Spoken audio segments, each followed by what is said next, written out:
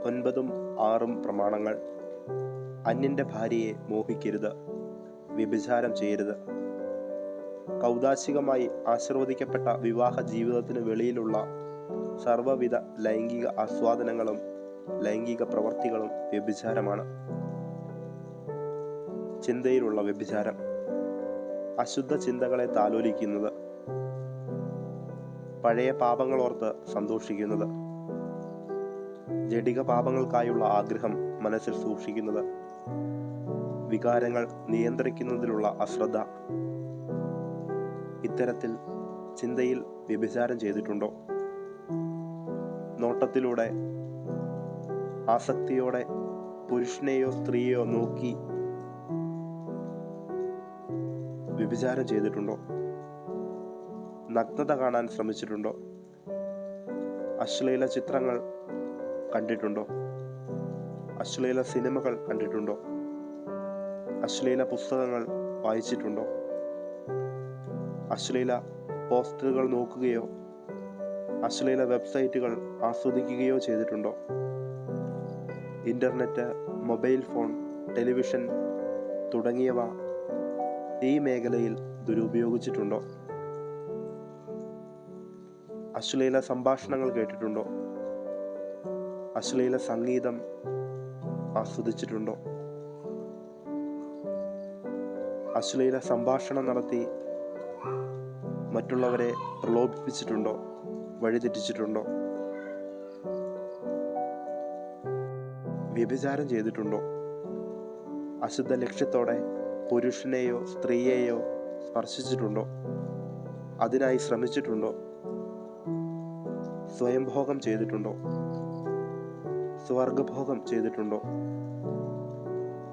മൃഗഭോഗം ചെയ്തിട്ടുണ്ടോ? മറ്റു ലൈംഗിക വൈകൃതങ്ങൾ ഏതെങ്കിലുമുണ്ടോ? ആരെങ്കിലും ബലാത്സംഗം ചെയ്തിട്ടുണ്ടോ? കുട്ടികൾ, ബുദ്ധിമാന്ദ്യമുള്ളവർ, മാനസിക രോഗികൾ, നിരാലംബർ തുടങ്ങിയവരെ ലൈംഗികമായി ദുരുപയോഗിച്ചിട്ടുണ്ടോ? രക്തബന്ധത്തിൽപ്പെട്ടവരുമായി വിവാഹബന്ധം നടത്തിയിട്ടുണ്ടോ? രക്തബന്ധത്തിൽപ്പെട്ടവരുമായി ലൈംഗിക ബന്ധമുണ്ടായിട്ടുണ്ടോ? അന്യപുരുഷനെയോ സ്ത്രീയെയോ മനസ്സിൽ ധ്യാനിച്ച് ജീവിത പങ്കാളിയോടൊത്ത് ദാമ്പത്യധർമ്മം അനുഷ്ഠിച്ചിട്ടുണ്ടോ? മദ്യലഹരിയിലോ പങ്കാളിയോട് ബഹുമാനമില്ലാതെയോ ദാമ്പത്യധർമ്മത്തിൽ ഏർപ്പെട്ടിട്ടുണ്ടോ? വിവാഹശേഷവും മനസ്സിനിണങ്ങിയ ജീവിത പങ്കാളിയെ ലഭിക്കാത്തതിൽ ദുഃഖിച്ചിട്ടുണ്ടോ? അന്യന്റെ ഭാര്യയെയോ ഭർത്താവിനെയോ സ്വന്തമാക്കാൻ ശ്രമിച്ചിട്ടുണ്ടോ? ആഗ്രഹിച്ചിട്ടുണ്ടോ? അവിഹിത ബന്ധങ്ങൾ ഉണ്ടായിട്ടുണ്ടോ? വിവാഹിതരാകാനുള്ളവരാണെന്ന് ന്യായീകരണം പറഞ്ഞ് വിവാഹത്തിന് മുൻപ് ലൈംഗിക ബന്ധത്തിൽ ഏർപ്പെട്ടിട്ടുണ്ടോ? നഗ്നത പ്രദർശിപ്പിച്ചിട്ടുണ്ടോ? മാന്യമല്ലാത്ത വസ്ത്രധാരണം ഉണ്ടായിട്ടുണ്ടോ? അശുദ്ധിയിലേക്ക് നയിക്കുന്ന മാധ്യമങ്ങളുടെ, അതായത് blue film, television, internet, mobile phone, memory കാർഡുകൾ, സിഡികൾ തുടങ്ങിയവ ദുരുപയോഗിച്ചിട്ടുണ്ടോ? അവ നിർമ്മിച്ചിട്ടുണ്ടോ? വിതരണം ചെയ്തിട്ടുണ്ടോ? വിപണനം വഴി പാപത്തിന് പ്രേരണയായിട്ടുണ്ടോ?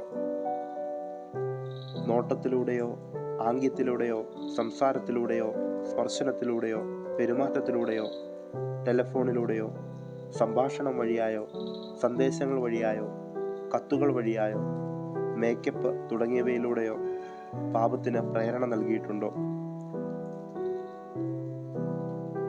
പ്രലോഭിപ്പിച്ചിട്ടുണ്ടോ? ഭീഷണിയിലൂടെ പാപത്തിലേക്ക് നയിച്ചിട്ടുണ്ടോ?